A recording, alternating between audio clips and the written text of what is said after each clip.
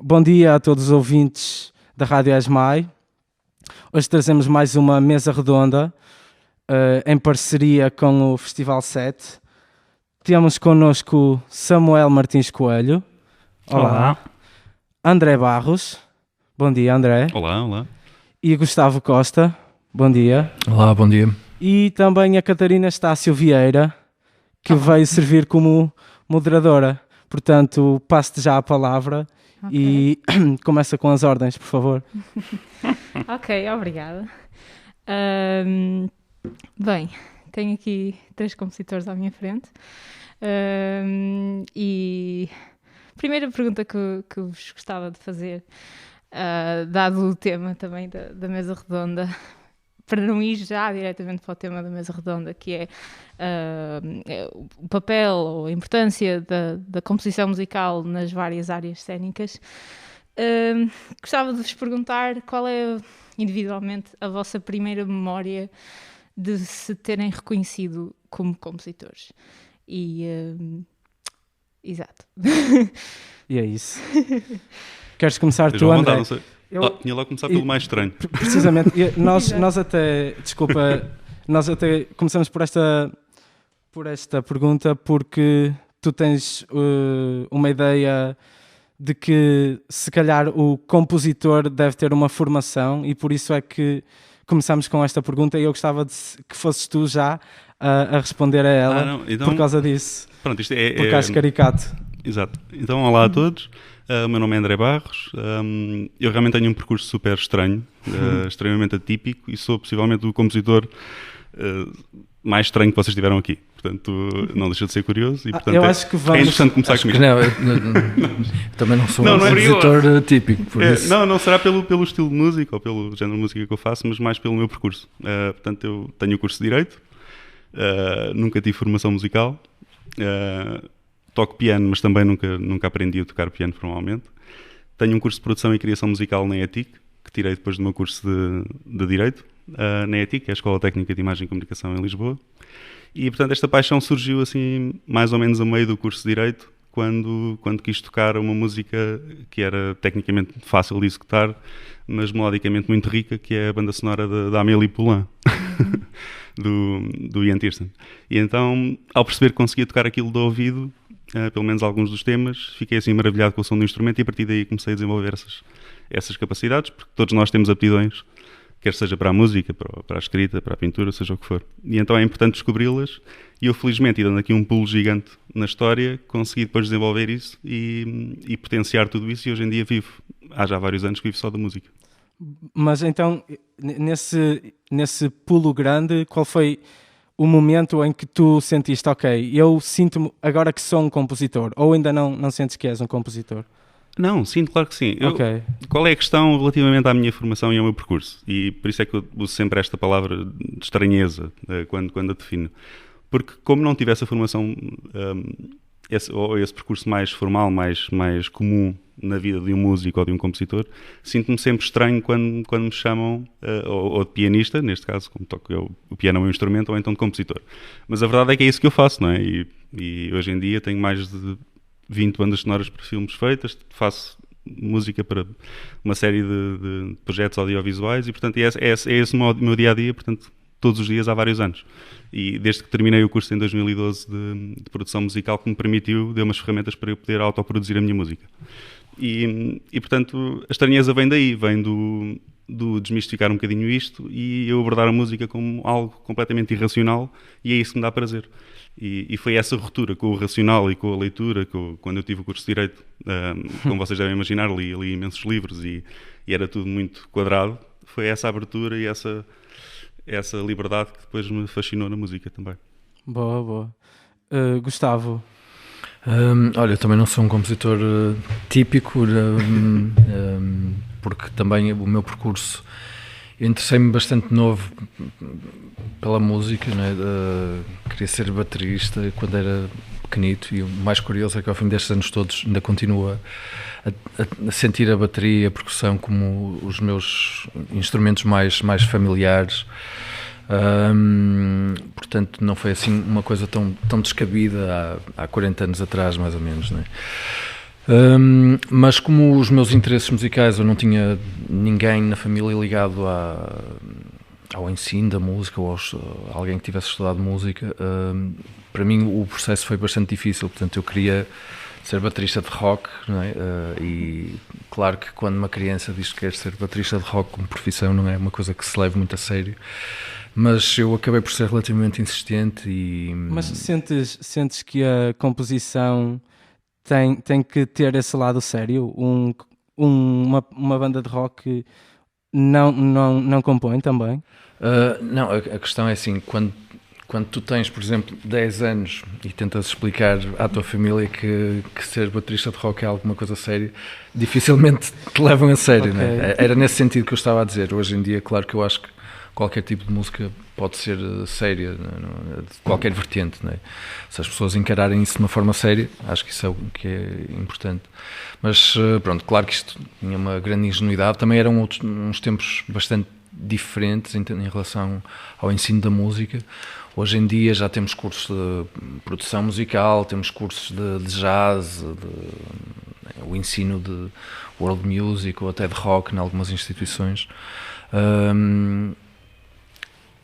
Há 30, 40 anos atrás ainda não havia esta oferta toda, portanto havia um percurso bastante mais difícil para percorrer na altura. Portanto, eu comecei por estudar bateria jazz na Escola de Jazz do Porto e só depois, mais tarde, é que pude estudar percussão, mas tive que fazer foi bastante difícil. E só depois, ainda mais tarde, é que fiz aqui o mestrado em composição e teoria musical, mas já vinha de uma vertente muito mais ligada à música eletroacústica.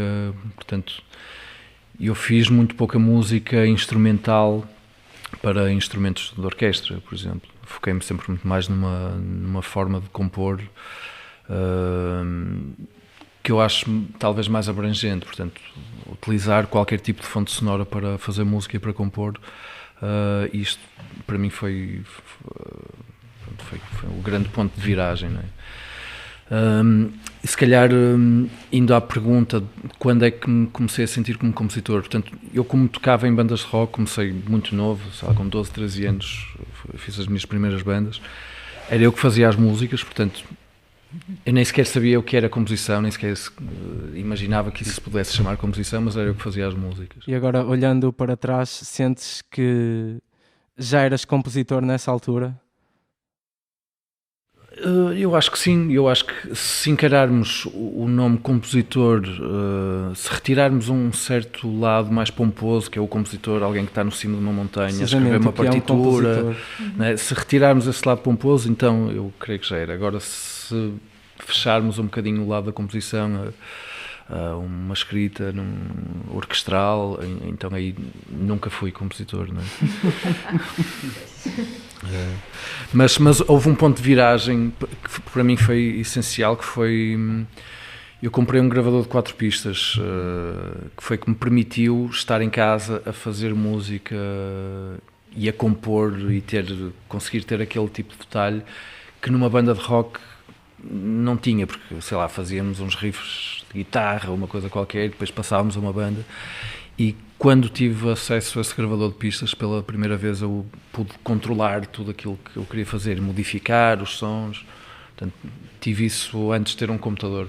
Portanto, o trabalho do compositor também passa por manipular o som?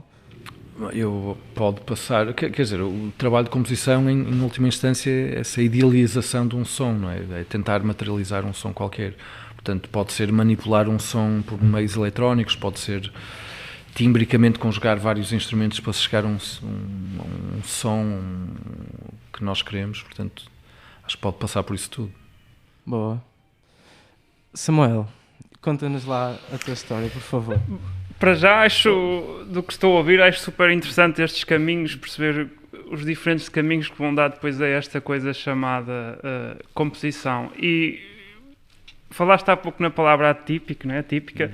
Pá, e no meu caso também acho que é um bocado isso, porque eu decidi estudar música com 13 anos, não é? Então decidi que queria ser músico de orquestra. Então entrei numa escola de música clássica onde nós no nosso curso já tínhamos a cadeira de acústica e de composição. da qual eu nunca me interessei minimamente. E além disso, acho que era um bocado medíocre, porque não estava sequer nos meus planos escrever.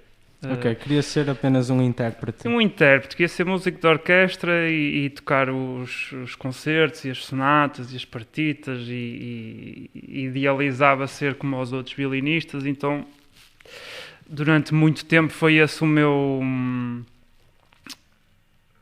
percurso.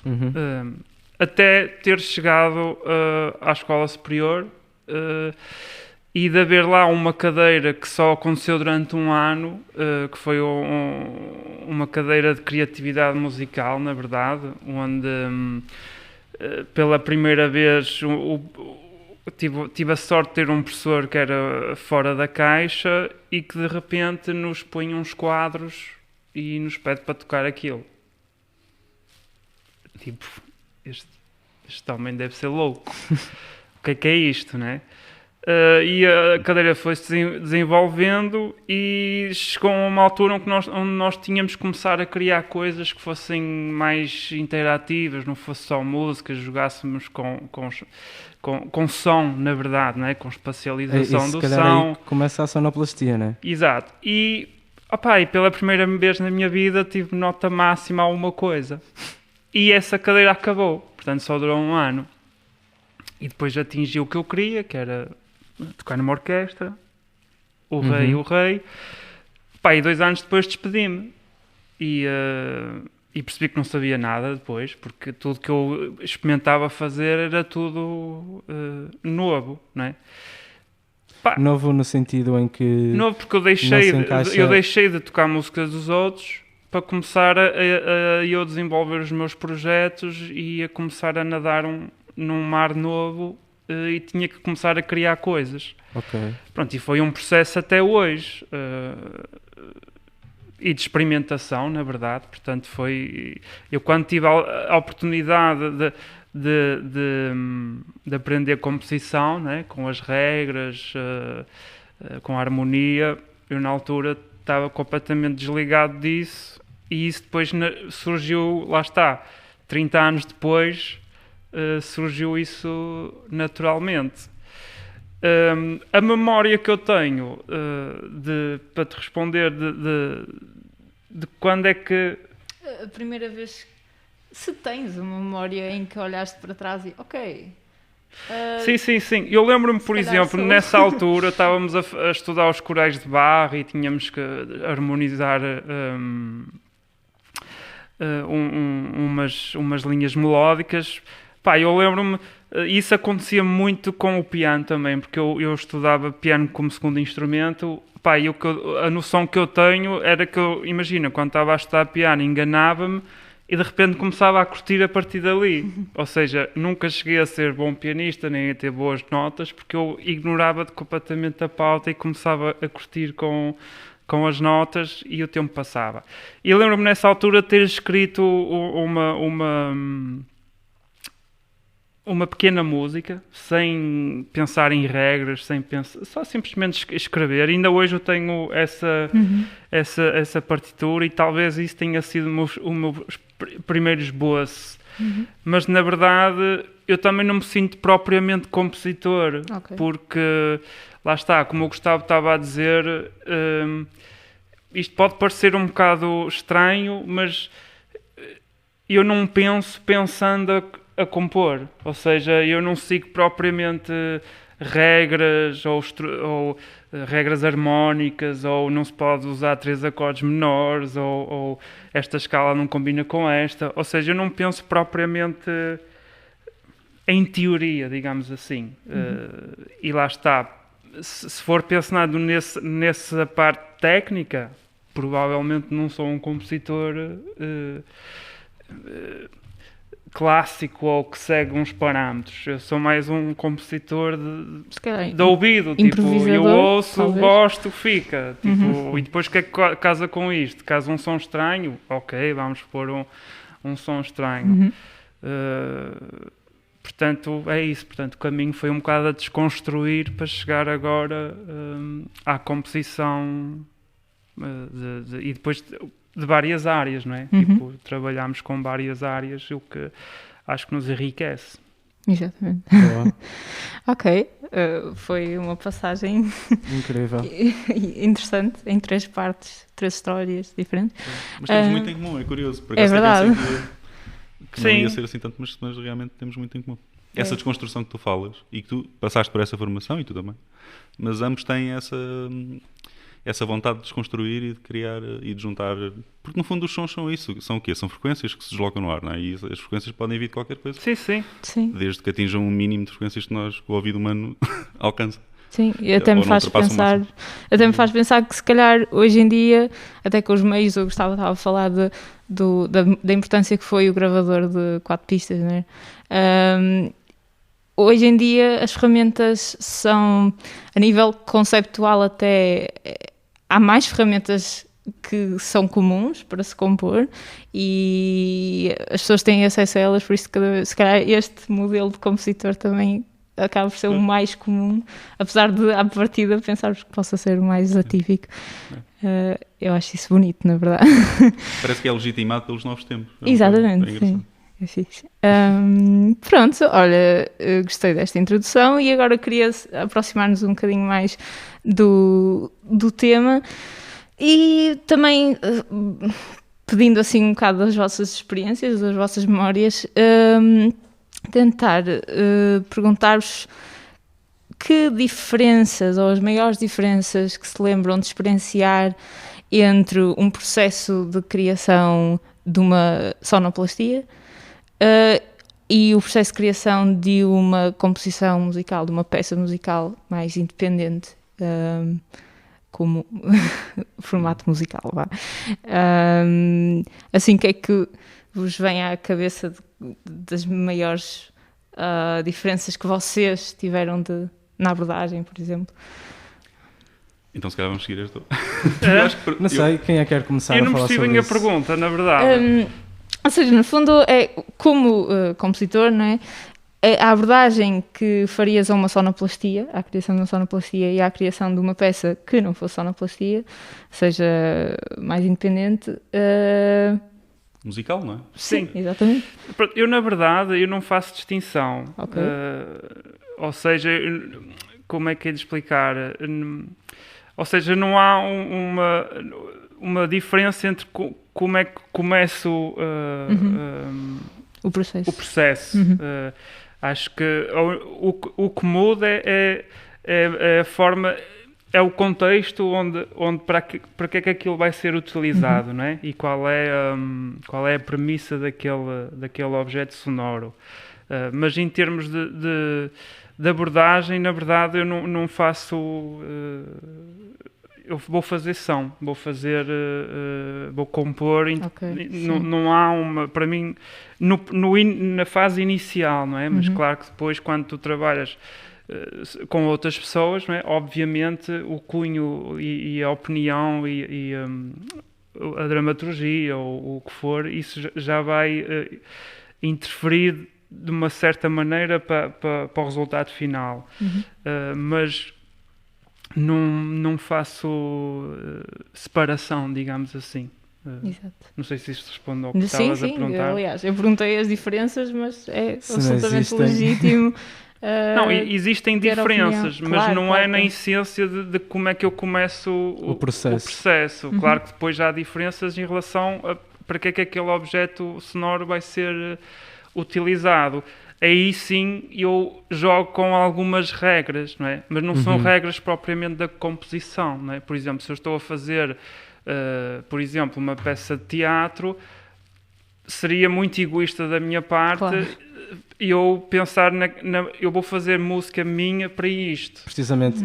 Às vezes tens que ir à procura, se calhar, de uma intenção que a cena pede. Não, Ou- e tenho que pensar na cenografia, tenho que pensar nas luzes, tenho que pensar nos movimentos dos atores, tenho que pensar no que é que o encenador quer, qual é a dramaturgia, qual é a Isto plástica tanto do som. para teatro como para cinema, Sim, obviamente. portanto, é um trabalho meu mas depois, até um certo ponto, a partir de um certo ponto, passa a ser Um trabalho de toda a gente. um trabalho de toda a gente, porque senão para mim não faria sentido.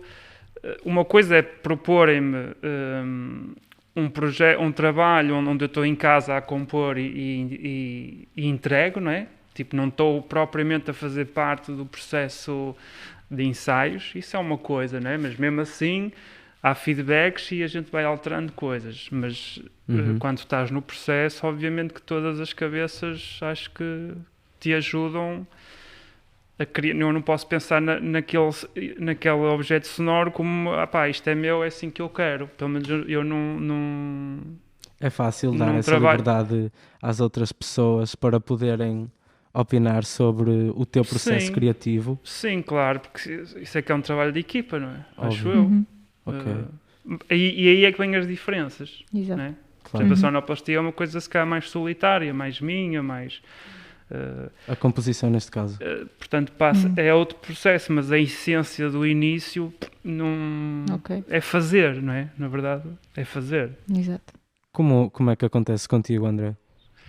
Bem, eu também não trabalho muito em sonoplastia, portanto, para mim é difícil responder assim de uma forma tão com este pormenor como o Samuel respondeu. Mas eu concordo praticamente com tudo o que ele disse. Há só uma outra nuance que eu às vezes pode relevar, que é, na abordagem à composição, e eu trabalho maioritariamente para cinema. Fiz agora a minha primeira peça de teatro, que vai estrear amanhã, curiosamente. Se quiserem ver, é do Teatro Arte e Imagem, na Quinta da Caverneira, e é baseado na obra da Desumanização, do Walter Ugumem. Eu acho é que o podcast só sai depois. Eu vim de propósito. Mas ainda assim os ouvintes podem Porquê que tentar eu fiz? ver se há datas depois da... Não, haverá, claro. Sim, eles vão a uma série de sítios, e à Precisamente. Islândia também. Estejam atentos. Sim, Ótimo, ao Brasil, ótimo. não sei o quê. E então, mas tem assim muitas datas em Portugal.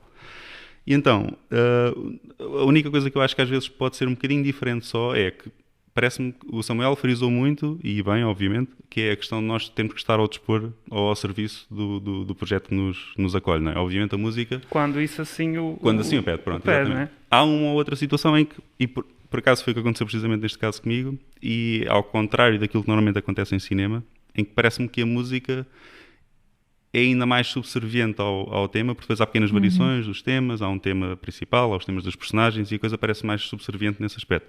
E aqui no teatro eles deram um bocadinho mais essa liberdade. Ok. Obviamente eu sei que tu sabes que pode ser assim, mas acho que era importante frisar isto, que às vezes o compositor pode de facto ter essa liberdade um bocadinho maior e estar, obviamente, atento, porque eles sabem que eu tenho uma ligação muito próxima com a Islândia, porque estagiei lá, no Sigur Rós, no estúdio de Sim, Sigur Rós, neste caso A sério? a peça Espetacular. passa-se na Islândia, não é? É importante a dizer desumanização isso. foi escrita, quer dizer, por acaso não foi escrita na Islândia, a história passa-se lá, mas acho que ele escreveu no Japão, acho que foi assim. Mas, não sei porquê. Mas como eu tenho essa ligação assim forte com a Islândia, vou lá muitas vezes gravar, porque agora tenho esse contacto com o estúdio, ainda este ano estive lá em março mesmo, antes do estado de emergência, e portanto essa ligação já me permite obviamente criar uma atmosfera musical que se enquadre logo assim de repente com a obra, e por isso é que o Walter também me sugeriu ao José Leitão, que é o encenador. E portanto, neste caso, no meu caso em particular, neste projeto específico, aconteceu isso, ou seja, eles deram-me quase total liberdade para eu criar os temas, baseados obviamente na dramaturgia que foi feita, não é? E nos vários momentos, e depois foi só uma questão de adaptar mais à frente, no decurso dos ensaios. Já agora eu faço esta pergunta, também é um Sim. bocado para todos, mas já que estás a falar disso, esta tua experiência, esta última experiência com teatro, Sim. ao eles terem dado uma quase total liberdade, isso achas que implicou que também te envolvessem cedo no processo de criação? Não, absolutamente, sim. Foi, não sim, foi? porque a peça Certo. ainda não estava montada ainda. Exato. Portanto, o encenador ainda estava naqueles ensaios em que estava a tentar perceber como é que as coisas iam acontecer em palco. É um monólogo, é só uma atriz que está em palco. E eu depois vim assistir aos últimos ensaios, aí sim fizemos alguns ajustes. Mas pronto, não deixa de ser giro isto, porque eu admiro muito este processo, que é muito mais casuístico, muito mais... perto, não é? E as coisas Exato. acontecem de uma forma mais intensa até, neste caso que o Samuel descreveu, mas no meu caso foi assim um bocadinho mais livre, mas por um lado também foi interessante porque eu pude, no fundo, toda esta ligação que eu tenho com a Islândia, coloquei-a na música. Se calhar também é um bocado o Ótimo. processo inverso daquilo que tu normalmente fazes, não é? como tu trabalhas muito para cinema, eu imagino que tu faças a montagem depois de a parte visual já estar Nem montada. sempre. Okay. Eu diria que, sei lá, 90% dos casos é assim. Eles já têm um Exato. rough cut, me enviam e pode não estar terminado, mas já está muito perto de estar montado. E é muito mais fácil depois tu absorveres o visual e compor sobre isso. Até para descobrir o tipo de sons que são necessários. Nem é só a parte da composição musical, mas mesmo a escolha dos sons. Os sons não musicais. Mas às vezes acontece estar envolvido na fase de pré-produção em que eles têm só o guião ainda. E portanto eu baseio-me naquilo para criar algumas pequenas ideias, alguns pequenos trechos, para os quais muitas das vezes até uso sons, os VSTs, né, os sons virtuais, né, antes de ir a estúdio, não vou gastar dinheiro para estúdio antes de saber se eles realmente aprovam aquilo. E portanto esse processo às vezes é mais longo, não é? Ok. Mas é igualmente interessante, mas é mais longo. Gustavo, queres dizer alguma coisa sobre isto? Olha, acho que uma grande parte já foi aqui debatida. Portanto, acho que cada projeto, portanto, cada peça onde nós trabalhamos tem abordagens distintas. Há aqui um lado que pode variar bastante, que é se a sonoplastia tem um lado mais funcional, e aí nós trabalhamos a sonoplastia, uma porta é uma porta a bater, né? E tem esse lado, se calhar menos musical, diria eu, no sentido tradicional que damos à palavra música. E se fizéssemos uma distinção assim tão abrupta, se calhar aquilo que chamaríamos uma composição mais livre daria mais espaço para representações mais abstratas, não é? Precisamente, tens que ter em conta aquilo que se passa no espaço ou a nível visual, não é? Isso é muito importante. Sim.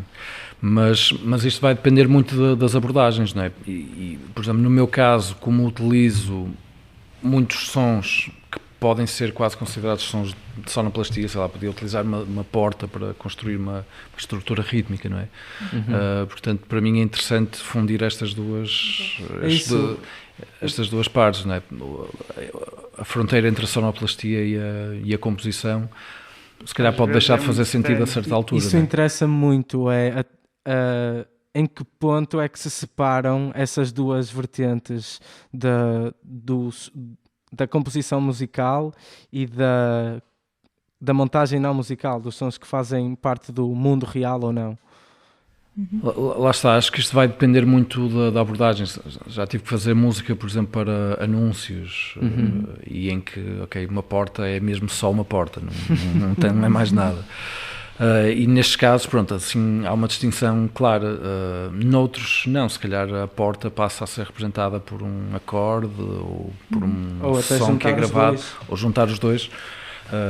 Eu prefiro estar sempre de um lado muito mais abstrato. Até gosto de fazer trabalhos de sonoplastia,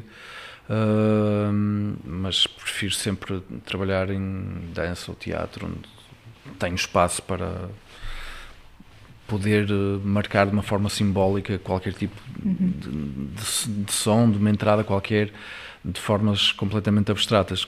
Porque, de uma maneira geral, é isso que eu gosto mesmo no som, é poder ser totalmente abstrato, não é?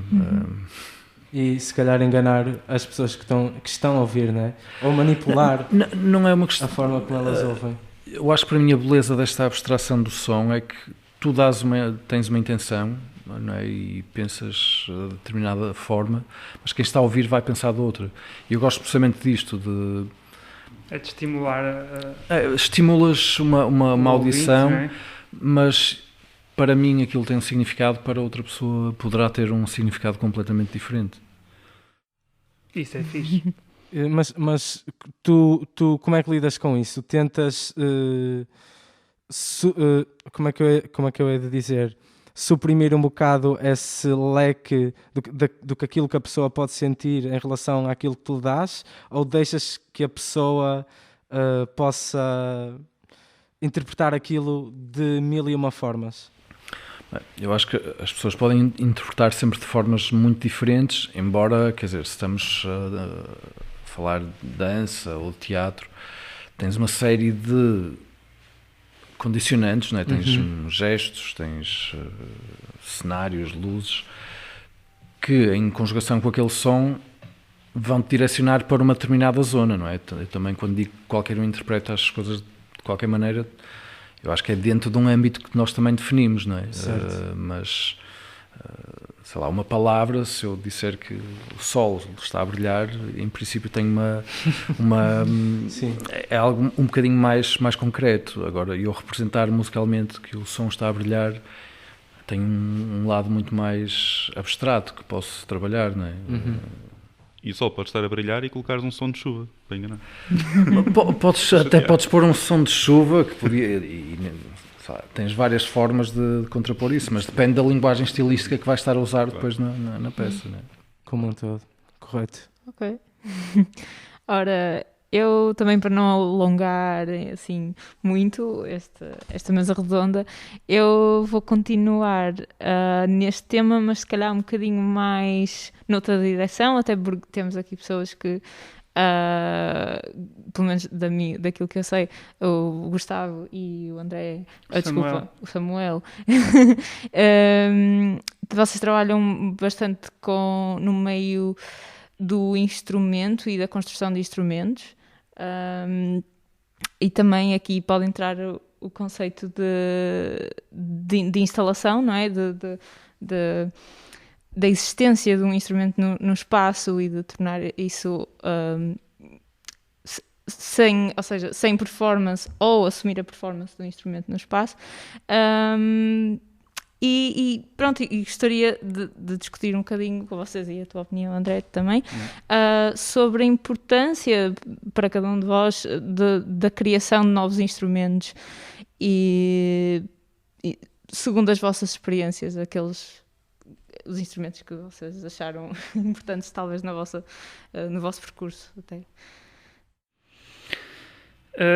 Isso, a questão para mim, da questão da construção de instrumentos é assim algo relativamente recente. Ok. Não é? Muito também por causa do Gustavo e da sonoscopia, não é? De muitas coisas que eu vi deles, que acabaram por não me inspirar no sentido quero fazer algo assim, mas se calhar até gostava de fazer algo daquele género. Se calhar é importante referir também que tu também és artista plástico, estou certo? Não. Não és? Pronto, de desculpa. todo. Mas podia ser, acho que... Exato.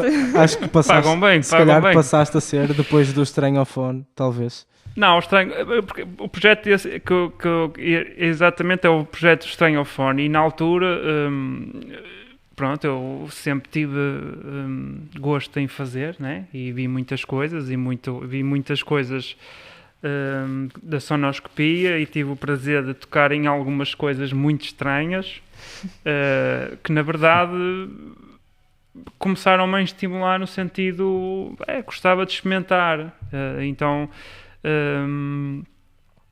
na altura falei com um amigo meu que é o César Estrela, que é cenógrafo, então começámos a construir, a idealizar,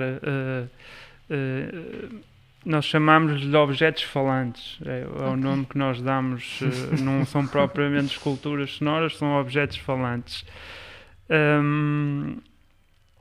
mas o interessante é que nós, quando idealizamos uma peça, não sei se ao Gustavo já lhe aconteceu isso, mas nós geralmente temos uma ideia do que é que vai soar, mas não temos a ideia de como é que vai soar efetivamente. Portanto, acaba por ser um processo de descoberta. E depois acontece outra coisa interessante, que é quando nós apresentamos a peça, por exemplo, nós temos peças que são para o público poder tocar, e geralmente não é muito frequente, mas geralmente aparece sempre alguém que tem uma abordagem completamente diferente daquela que nós imaginávamos, e até saca um som diferente, e nós a partir daí pegamos nesse input e aplicamos também à interpretação da peça. E na verdade tem este lado performativo, tem o lado de instalação, e tem o lado pedagógico, não é? De fazer construções com participantes, com adultos, com crianças, e tem a vertente de concerto, sendo que é um projeto que pode ser muito rapidamente pode ser implementado em dança, em teatro, porque as peças são as próprias peças. Serve como material depois para a criação. Sim. Exato. Uhum. Não sei se era... Não, é exatamente isso. Não sei se o Gustavo tem alguma opinião diferente ou se partilha. Olha, eu comecei a construir instrumentos ou a recolher sons porque tinha sempre a vontade de ir à procura de um som que talvez não existisse, não é? Um som que tu ouves recorrentemente na tua cabeça e que vais à procura. Portanto, para mim este lado de ir à procura, de ir à descoberta de um som, acho que resume grande parte daquilo que eu tenho feito nos últimos anos, que é, eu gosto muito deste lado de ficar fascinado por um som e ir exaustivamente à procura disso. E por isso é que nos instrumentos convencionais tentava sempre explorar novas formas de produzir sons para tentar que essa forma de fazer música correspondesse um bocadinho a um som que eu imaginava na minha cabeça, não é? E estas construções que vamos fazendo,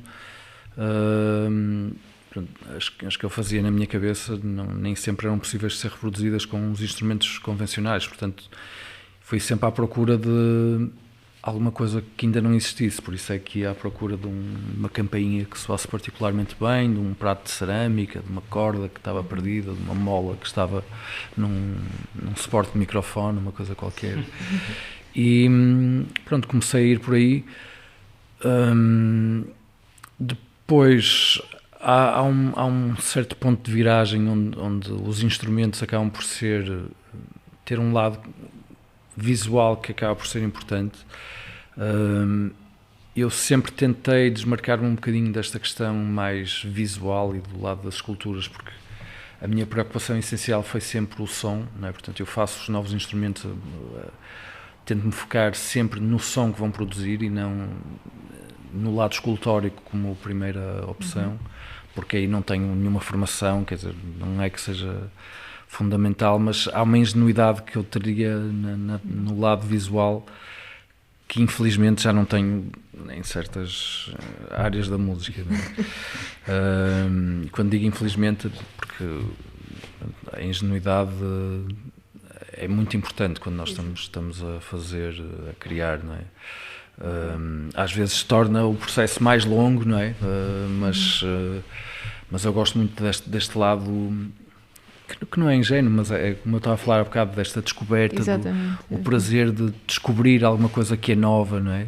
Exato. E isto sempre me fascinou, sei lá, eu era miúdo, para mim chegar a casa um disco que eu estava à espera de 2 meses que esse disco chegasse, ia no autocarro, chegava a casa e ok, finalmente tenho este disco, posso ouvi-lo agora.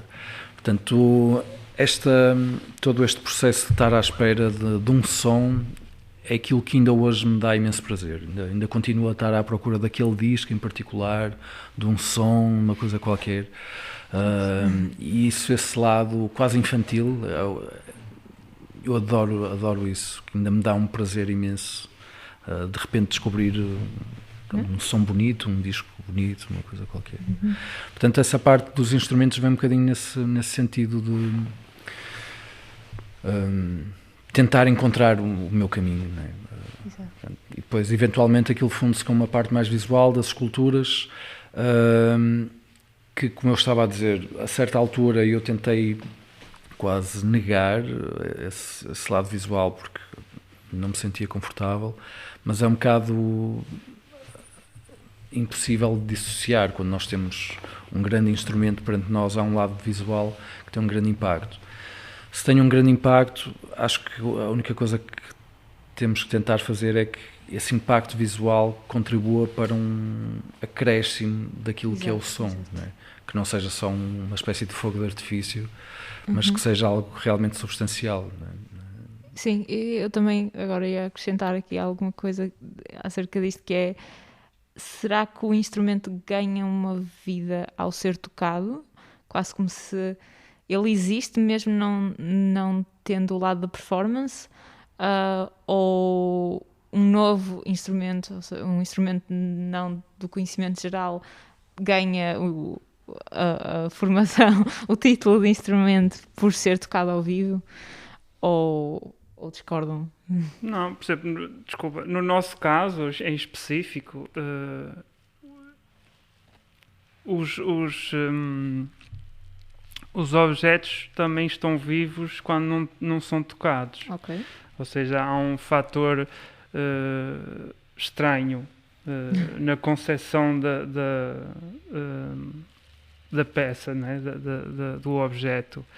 E só pegando um pouco naquilo que o Gustavo estava a dizer, por exemplo, uma das coisas que nós também, e eu particularmente gosto, também é este efeito Kinder surpresa, né? Tipo, não se sabe o que é que está lá dentro, e muitas vezes as nossas peças, geralmente com os instrumentos tradicionais, não é? Uma pessoa que tenha assim conhecimento, veja o objeto e identifique o nome, não precisa de o ouvir para perceber mais ou menos que tipo de som vai dar, não é? Se é um som grave, se é agudo, se é longo, consegue já associar.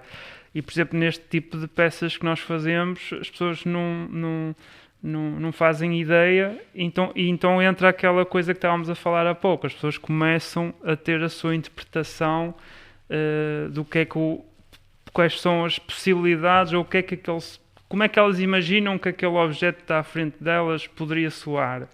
Portanto, a partir daí ele já está vivo. Okay. Porque ele já está... ele não está a emitir um som, mas está a emitir um som não audível, mas que está dentro da pessoa. Portanto, a partir daí o objeto já está vivo. Ótimo. Isto pode acontecer pelo meio acústico ou eletroacústico, mas também pode acontecer de forma digital, não é? Eu não sei se André, tu também procuras este som da tua infância? Não, completamente. Eu acho isto super interessante. Aliás, isto é precisamente a razão pela qual eu me tornei compositor. É precisamente esta necessidade de descobrir algo que me fascine, esse tal efeito Kinder surpresa, não é? Algo que me estimule todos os dias. E, portanto, por isso é que eu me afastei. Eu, mais tarde, obviamente, podia ter tido formação musical e podia, no fundo, formalizar um bocadinho este percurso. Mas não o fiz precisamente por isso, porque eu adoro este efeito surpresa. Adoro seguir só o som. É isso que é fascinante. Muitas vezes é difícil, algumas pessoas não compreendem em absoluto isto. Eu respeito perfeitamente, mas é uma abordagem, tal como outra qualquer, mas é isso que me realmente dá gozo. E é muito importante eles terem dito isso.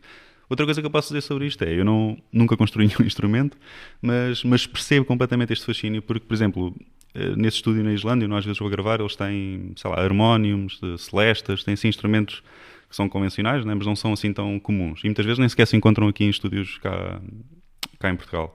E então acho curioso às vezes experimentar esses instrumentos e incluí-los nas gravações, precisamente por isso, porque um som diferente, um timbre diferente vai-me estimular e vai-me estimular criativamente. Muitas vezes as pessoas, passado algum tempo, quando estão com o mesmo instrumento, às vezes um piano, estás sempre a tocar no mesmo piano, tu cansas-te e facilmente perdes o fascínio pela composição. É curioso, isto é estranho, mas acontece.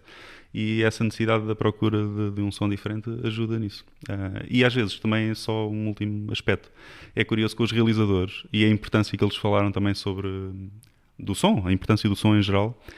Às vezes as pessoas, os realizadores, acontece muito isso, e os produtores, quem no fundo vai direcionando a música no processo da composição, diretamente comigo, o que acontece é que eles não percebem a importância do som. Ou seja, eu quando lhes envio um som qualquer digital, não é, um VST, um piano digital que não foi gravado, por eles ficaria aquele piano. Eles não querem ouvir outro piano. Agora imaginem quando eu passo para cordas ou quando passo para outros instrumentos que são muito mais difíceis de replicar digitalmente. E portanto isso é fundamental. Eu acho que muitas vezes, apesar de estes projetos, e por isso é que se chama sétima arte, não é? O cinema é uma junção de várias artes, mas muitas vezes são descurados alguns aspectos que são absolutamente fundamentais para o sucesso daquilo, pelo menos na minha visão. Sim. Eu não sei se queres acrescentar algo mais, Gustavo.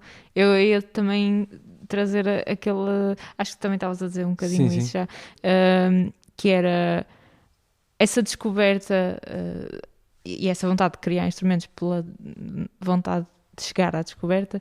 É importante hoje em dia, como compositores, também fazê-lo de forma digital, ou claro que cada compositor tem o seu meio estético preferível, mas vocês também têm alguma experiência com esse sentido de descoberta de forma digital, puramente? Sim, para mim, quer dizer, é um meio como outro qualquer para produzir som e para fazer música, não é? Para mim sempre foi muito estranho circunscrever a composição aos instrumentos de orquestra, não é? Porque, quer dizer, há tantos sons lindíssimos que eu os poderei querer usar em milhões e milhões de instrumentos diferentes, porque não incluí-los na composição. Os formatos digitais também. Temos sons que podem ser produzidos digitalmente, que também são lindíssimos, não é? Portanto, porquê deixá-los de fora? Sim. Quer dizer, eu percebo um bocadinho porquê, muitas vezes, nesta questão mais institucionalizada da composição, porque nós temos a questão do ensino de alguns instrumentos, este lado, este ciclo quase entre o instrumento, o aperfeiçoamento do instrumento, o instrumentista e o compositor, não é? Que produziu resultados extraordinários, não é? Mas, por outro lado, se continuarmos a fechar este ciclo só sobre este conjunto de instrumentos, nós estamos a deixar de fora tudo o resto, não é? Porque é que eu não posso fazer música para sintetizadores e para um conjunto de portas a bater e microfones a caírem ao chão e, sei lá, tudo que possa ser musicalmente potencialmente interessante, não é? Acho que... Sim, e eu concordo plenamente e também... mas tens alguma forma, vocês já criaram os dois instrumentos físicos, né? Que tem o lado estético, o lado escultórico até, e quando o processo de criar um instrumento deixa de ser dessa forma e passa a ser puramente digital, se calhar era mais isso onde eu queria chegar, se no teu caso, se encontraste alguma forma de te envolveres com o instrumento, mas sem o lado físico do instrumento. Sim, também está a dizer que sim. Sim, exatamente. Durante muito tempo estive muito envolvido nessa questão de uma música menos gestual, a música digital, a música feita através dos computadores, essencialmente, e tem inúmeras vantagens. Uma delas é nós, de repente, passarmos a deixar de ter este lado gestual e visual tão presente na nossa forma de escuta, não é? Mas depois isto também pode ser uma desvantagem, não é?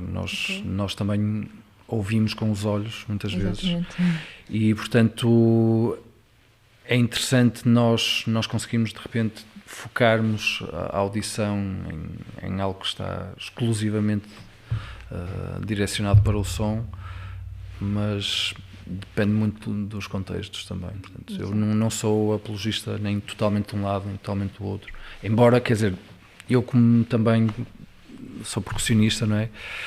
Às vezes a mim custa muito trabalhar, estar distanciado deste lado mais físico, da materialização do som. Em termos de performance.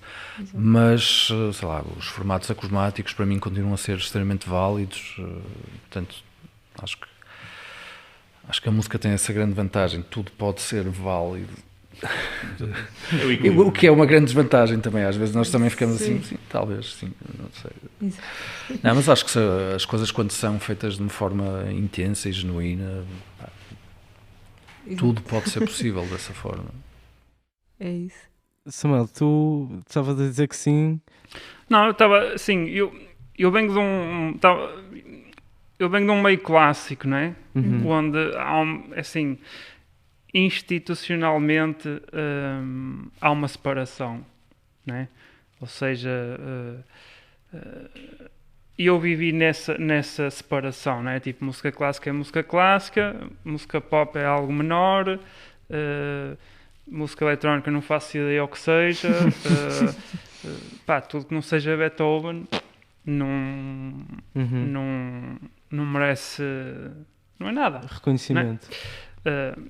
Pronto, eu vivi nessa era durante muito tempo e na verdade esta questão agora do digital e do não digital, para mim deixou de haver essa separação. Tipo, claro que dentro da minha linguagem e das minhas características, eu uso as coisas consoante as necessidades. se precisar de um instrumento digital ou de um som digital, por que não? Se precisar de um som ranhoso, por que não? Se um som ranhoso é aquilo que faz sentido ali, por que não?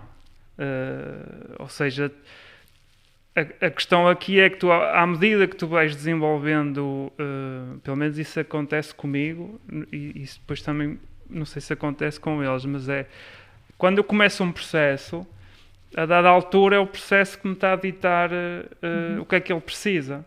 Exato. Já não sou eu, né? Portanto, se o processo precisa de algo que seja um som, por exemplo, acústico, mas que seja completamente manipulado digitalmente, por que não? Na verdade, eu acho que uma das vantagens que eu tenho e que eles têm, acho eu, é que tipo, não há separações. Tipo, se eu tiver que usar, utilizo. Não há pudor, nem há... não é tipo o facto de eu estar a utilizar um som digital que já está mais ou menos feito e eu só manipulo um bocadinho, eu não vejo problema nisso. Não tens que estar a construir tudo do zero, não é? Tipo, é preciso saber tudo que for em excesso fica uma porcaria, não é? É como no teu caso, utilizas muito o violino, portanto também não criaste o violino de raiz, não é? Sim, é isso, mas mesmo o violino, tipo, lá está, eu tento usar o violino de várias maneiras, não é? Eu sou multi-instrumentista, não toco só o violino, mas pá, e há instrumentos que eu não sei tocar, mas ao mesmo tempo sei tocá-los melhor que alguém que... eu não sei bem explicar isto, mas, por exemplo, há dias fiz uma peça e precisávamos de um violinista que não soubesse tocar violino. Okay. Eu nunca na vida posso ir buscar alguém que saiba tocar violino para parecer que não sabe tocar violino. Percebes o que quero dizer? Exatamente. Sim, portanto, eu tenho que ir buscar um amigo meu que não saiba tocar violino e que não lhe diga nada, tipo, pega nisso. E ele precisa que vai fazer uma coisa maravilhosa, que é o que aquilo precisa. Exato. Percebes o que eu quero dizer? Portanto, acho que a questão aqui é saber o que estás a fazer precisa, não é? Tipo, exato. Lá está. E, tipo, por exemplo, uma das coisas que eu gosto muito é sons ranhosos. Tipo, há instrumentos maus que num contexto fixe é incrível. Tipo, não fechar, vale tudo. André, pelo que eu percebi, tu tens um bocado mais... és mais afeto ao som dito acústico, podemos dizer sim, assim, sim, ou sim. em instrumentos convencionais. Mas Não, também te aventuras neste aspecto? Mas eu há bocadinho, eu acho que é importante dizer isto. Eu há bocadinho, porque depois ele falou nisso ou seja, depois começámos a conversa do quão importante pode ser abranger tudo aquilo que não seja acústico, não é? Uhum. E eu parece que quando disse aquilo do som de piano que o realizador não gostou porque não tinha sido gravado, não é nesse sentido, eles perceberam de certeza. É no sentido de que se eu conhecendo o instrumento e sabendo que há uma riqueza harmónica que é muitas vezes insubstituível, pelo menos em determinados sons, eu sei que aquilo pode efetivamente soar muito melhor, pelo menos para aquela intenção. Não quer dizer que possa haver uma intenção diferente, porque pode. E posso usar um piano virtual ao invés de um piano acústico. Mas muitas das vezes eles não reconhecem sequer essa diferença, ou seja, eles nem sequer conseguem avaliar se efetivamente será melhor o gravado ao vivo do que aquele que foi gravado, samplado e depois usado digitalmente. Okay. Portanto, acho que é isso. Bem, agora perdi-me. Sim, estavas a perguntar-me. Não, eu realmente uso muito... Normalmente as gravações são sempre, sei lá, mais de 50% é sempre som acústico, mas muitas das vezes uso outros sons que não esses, e muitas vezes até para percussão uso, sei lá, na semana passada estive a gravar uns carrinhos que eu tinha de brincar também para fazer uma espécie de um ritmo com eles, portanto às vezes obviamente uso isso. Isso é extremamente rico e é essencial e tem que haver esse descomplexar das coisas, eu concordo em absoluto e acho que isso é importantíssimo se queremos realmente tentar, pelo menos na nossa ingenuidade, criar algo novo, porque às vezes também é difícil acreditar que podemos criar algo efetivamente novo. Mas pelo menos nós acreditamos que isso pode ser novo e isso para nós é bom também. E faz-nos andar, e a vida é assim, não é? Cada um tem Exato. este limite de tempo para estar cá na Terra e tem que se sentir entusiasmado com aquilo que vai fazendo, não é? Portanto, eu não tenho que ser melhor do que o Beethoven ou o Mozart, mas também não tenho que ser pior do que outra coisa qualquer. E, portanto, tenho que andar motivado, tenho que andar entusiasmado e essa ingenuidade é extremamente importante. É. E passa por isso, passa por abranger tudo. Uhum. Eu agora ia aproveitar para chegar aqui a uma questão que acho que já se tocou um bocadinho, tentar finalizar por aí, que é, falámos há pouco da fisicalidade do instrumento e que permite a performance do instrumento, e a questão que eu agora coloco é estes dois diferentes cenários, um de composição, que é compor algo para apenas ser ouvido ou compor algo para ser tocado. Se vocês logo à partida mudam a vossa abordagem, e se calhar começar. Não. Começar, eu posso começar porque também não sei se tenho muito para dizer sobre isso, estou um bocadinho confuso, mas eu julgo que, ou seja, tu perguntas entre a diferença na abordagem entre algo para ser ouvido e para ser escutado, ou seja, num formato gravado, não é? Por exemplo, exato. Pode ser usado, por exemplo, é como esta peça. Aliás, que eu disse que a vai estrear, é tudo gravado, não tem músicos ao vivo, é só um monólogo, é uma atriz em palco, está tudo gravado. Okay. Ou então para ser tocado ao vivo. Exato. Eu acho que é difícil explicar isto porque deixa-me só pensar um bocadinho. Claro. Eu acho que, em termos de... Quando nós vamos gravar algo, eu sinto-me mais confortável quando estou nesse papel. Portanto, o papel da pós-produção, ou seja, o papel de controlares tudo e saberes efetivamente aquilo que as pessoas vão ouvir. Eu gosto disso. Agora, também me atrai, e por vezes isso acontece em palco, ou então quando eu dou concertos também, dos meus discos, não é? Que eu depois tenho concertos e às vezes normalmente estou em palco com um piano e um quarteto de cordas, ou normalmente a formação é essa. Eu sinto que enriqueço bastante durante esse período, porque as coisas depois sofrem uma metamorfose quase, não é? De concerto para concerto, as coisas podem ir tornando mais ricas, ou pelo menos diferentes, e ser radicalmente, às vezes, até diferentes daquilo que eu inicialmente conceptualizei, não é? Exato. E, portanto, as músicas vão sofrendo alterações. Eu não sei se isto responde bem à pergunta. Sim. Perfeitamente. Isso até me fez pensar como esse lado da metamorfose, de passar de algo composto pelo lado química, auditivo, não é? Pelos instrumentistas, as coisas sim, ter uma peça que ainda não foi tocada, não é? E depois quando é tocada há realmente essa metamorfose. Eu até ia salientar a questão, se calhar, de quem a toca ser tão drástica. E para não falar, obviamente, depois com a conjugação com o aspecto cénico, não é? Até depois com a luz, até com a luz. Exatamente. Parecem coisas tão distintas e têm e cruzam-se perfeitamente. E com os atores em palco, com aquilo que é dito, portanto as coisas depois vão sendo modificadas. Exato. É uma nova peça. Não sei se estou a acrescentar muito.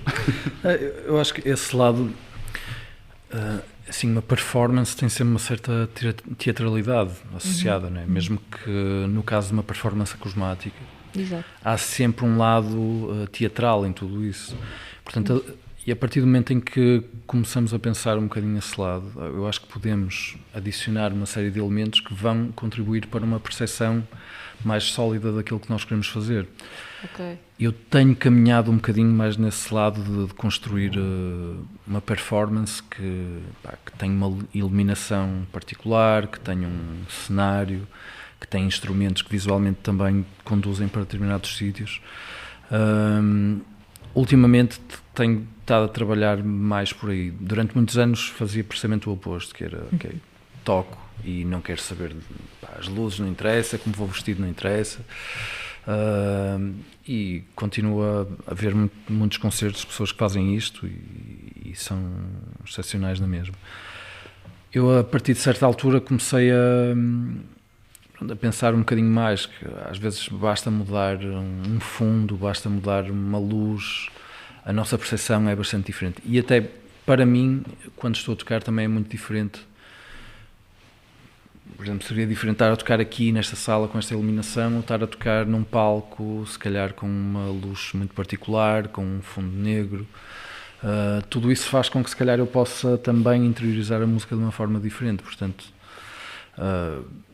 eu tenho caminhado um pouco neste sentido de uma maior fisicalidade, não é? E assumir uma performance como algo mais completo. Portanto, podem ser os figurinos, mesmo que os figurinos sejam estarmos todos de uma determinada cor ou uma camisa às riscas, o que quer que seja. Mas tudo isso contribui para a forma como nós, enquanto espectadores, vamos percepcionar uma determinada peça. Claro, exato. Não sei se tens algo a acrescentar, Samuel. Não, é só se calhar uma questão pessoal. Por exemplo, no meu caso em específico, a minha essência é instrumentista, né? Exatamente. Portanto, sempre que puder fazê-lo eu ao vivo ou com mais amigos e tocar ao vivo, independentemente do que seja, uma peça ou isso, se houver essa possibilidade, será essa.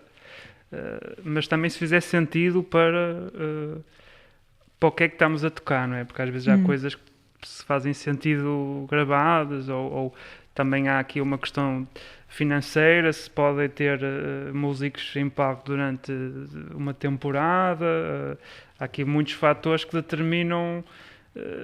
Muita gente se calhar gostaria de ter música ao vivo, mas não tem porque tem um custo, não é? Então aí é mais barato se calhar gravar e está tudo certo, não é? Tipo, mas eu gosto muito de estar e de poder tocar porque há um tempo diferente, não é? E já agora, para todos, acham que a fisicalidade, a performance da música pode trazer algum tipo de limites à composição, se esta for focada no som, não é? Ou seja, se o processo de composição for através de gravação e de montagem prévia, dá-vos uma certa liberdade, maior liberdade, ou gostam das limitações que a performance também coloca? Limitações humanas, até. Isso é uma pergunta para estarmos aqui durante vários meses e anos a falar. Isso é difícil. Não, mas pá, eu acho que é mesmo pertinente falar sobre isso. Porque, assim, por um lado, nós, enquanto músicos e compositores, ambicionamos durante anos e anos libertar-nos um bocadinho das limitações físicas, não é? Pá, podermos ter 10 braços e fazer música impossível, não é? E muitas vezes estes formatos... Os breaks infinitos. Sim, Mais cabelo.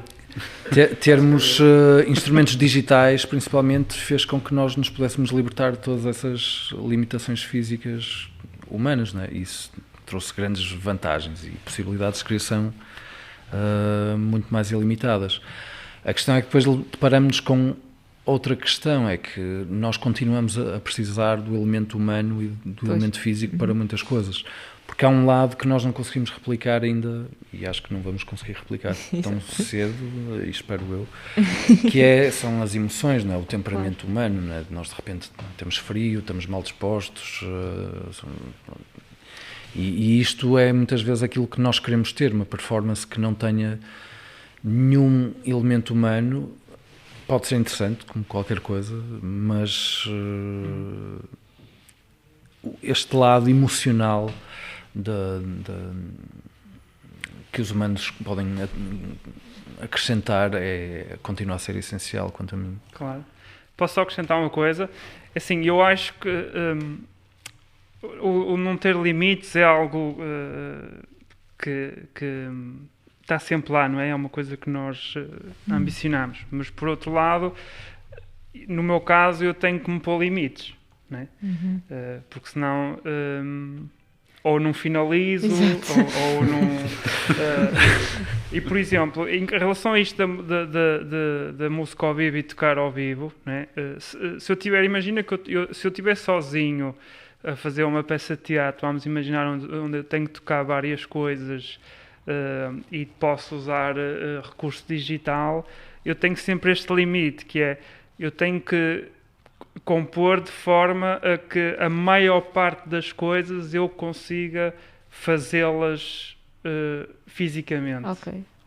Ou seja, a parte digital acaba por ser um complemento ou está a manipular aquilo que eu estou a fazer em tempo real.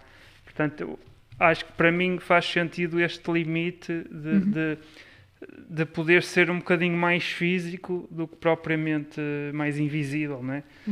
Portanto, para mim este limite faz-me sentido, não é? Exato. E depois também há este limite de perceber que se calhar já está.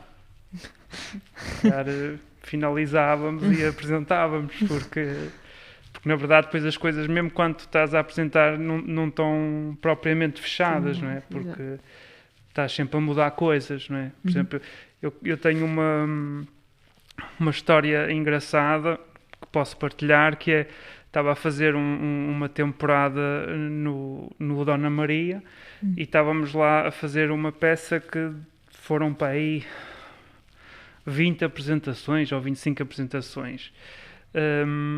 E aconteceram coisas curiosas, que era, eu estava a tocar ao vivo, não é? E comecei a reparar que determinados atores iam elaborando a sua personagem durante as récitas, durante as atuações. Ou seja, o tempo deles foi mudando. Ok. Não é? Portanto, o meu tempo de interação e de tocar, eu tive que mudar, tive que me moldar àquela cena, porque aquele ator estava-se a descobrir em termos de personagem. Portanto, isto também é algo muito interessante e bem um pouco aquilo que eu estava a dizer atrás, que é ser um trabalho de equipa, não é? Eu não posso estar ali a pensar, não, o meu tempo são 3 segundos, pá... Tens que falar isso em 3 segundos. Pá, e depois esta coisa plástica de parece que a coisa está sempre a esticar e a encolher, acho que aí pode entrar esta coisa de não é um limite, na verdade, não é? Porque tu estás a esticar aquele limite que tinha sido estipulado umas horas antes de começar a peça. Não é? E ali aquele limite já esticou um bocadinho. Portanto, Sim, eu vejo mais os limites e os não limites nesta perspectiva. exato. Fixe. Ora, não sei se... Não, acho que já tinha falado. Pronto, olha, eu gostei muito desta última questão. Na verdade, eu depois acabei por reformular a questão um bocadinho melhor, porque era aí onde eu queria mais chegar. E claro que podia-se continuar a falar sobre isto de maneiras diferentes, mas já fico muito contente. Ficamos por aqui Pela então. conversa. Não sei se alguém quer promover alguma coisa. Gostava de dizer que recentemente lançaste um álbum. Sim, por acaso é uma banda sonora por uma coreografia da Ney Barros. E pronto, se quiserem podem ir ao... Vão ouvir. Sim, chama-se Lastro. Lastro foi uma coreografia da Ney Barros, já foi feita há 4 anos talvez. Ok. Mas só agora é que aproveitei estes tempos de pandemia para materializar o disco, não é? Fixe. André, para além da peça, Eu vou deixar o meu NIB. Não sei se força. Ah, é possível? Deixa-me ir buscar aqui o meu. Donativos. não. Pronto, eu estou a trabalhar assim em vários projetos de 2 documentários, 2 projetos de longa-metragem de ficção. Faço também muitos anúncios, trabalho muito com a Volvo, fiz um anúncio para a LG, que agora começa a passar na Coreia do Sul finalmente. Uma televisão desenrolar, reparem bem, fiz a música para esse anúncio. A televisão custa 80 mil euros. 80 mil euros. Ok. Não sei quem vai comprar aquilo, mas espero que a música ajude. Não sei Alguém que gosta de acampar, né? Mete na mochila, desenrola, está Eu sei espetacular. assim a desenrolar, é engraçado. Então, não sei, podem acompanhar o meu trabalho em andrebarrosmusic.com. Eu tenho praticamente lá tudo. Tenho os meus discos, por acaso tenho aqui um também para te oferecer. Só um? E pronto, é isso. Eu ofereço Boa, o disco que ele vai oferecer. Realmente não também. estive nada bem, eu admito. Mas Gustavo, tu Estou a também brincar. tens links que queiras partilhar? Tenho o meu site, tenho o site da Sonoscopia. Se Boa, calhar vão ao site da acabo por ter mais Sonoscopia, coisas então. que o meu site, é sonoscopia.pt. Boa. Exato. Isso não tem Samuel. como escolher. E já agora uma pergunta: os instrumentos que vocês constroem, vocês depois disponibilizam-nos para venda ou não? Ou é uma coisa só exclusivamente para os espetáculos? Não, depende. No nosso caso, já recebemos encomendas, por exemplo, de câmaras que querem uma peça específica e nós fazemos a peça e vendemos. Então fica a dica aqui. E ela fica Exatamente. lá... Não, é giro. fica para lá, para as pessoas nos parques ou assim. Mais Faz alguma lembrar coisa a Bjork. A Bjork também constrói muito. A Bjork. Eu adoro a Bjork. Eu acho que Pá, quem não instrumentos adora a enormes. Bjork Não é merece um mau viver. ser humano. Não merece viver. Não, mas falo por merece esta viver. perspectiva dos instrumentos, é mesmo Estou a curioso. brincar. Ela está sempre a criar instrumentos novos para Ela usar tem os outros. cenas Mais incríveis. alguma coisa queiras promover, Samuel? Opa, Para não, além eu na da verdade... venda do estranhofone para Não. câmaras municipais. Pá, comprem cultura, não é? Boa. Em geral, tipo... é importante. É para a gente ficar menos...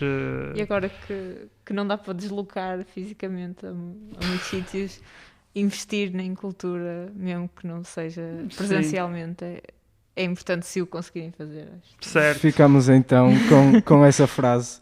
Comprem cultura. Até à próxima.